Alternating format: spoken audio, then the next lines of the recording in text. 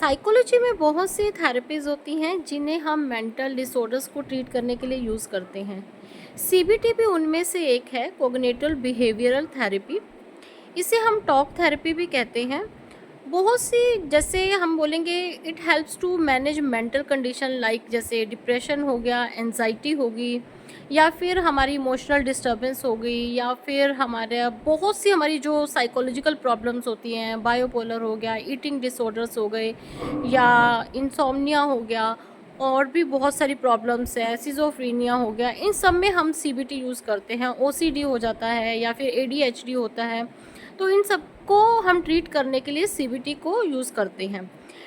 और भी बहुत सारी हमारी एवरीडे की जो प्रॉब्लम्स होती हैं, जैसे इंसोम्निया हो जाता है, या हमारी कुछ भी प्रॉब्लम, क्रोनिक पेन होते हैं, या माइग्रेन होता है, फोबियाज़ होते हैं, इन सबको ट्रीट करने के लिए भी हम सीबीटी थेरेपी को यूज़ करते हैं।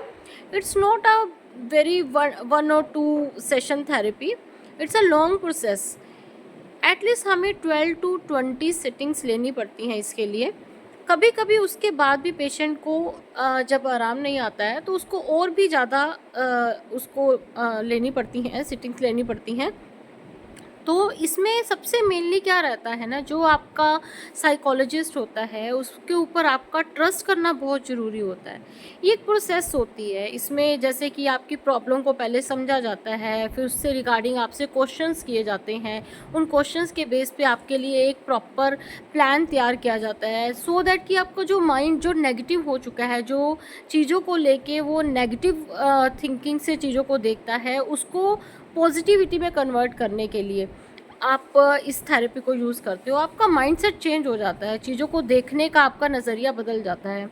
तो सीबीटी एक बहुत ही इफ़ेक्टिव थेरेपी है जिसको हम बहुत ज़्यादा साइकोलॉजी में बहुत सी प्रॉब्लम्स को ट्रीट करने के लिए यूज़ करते हैं।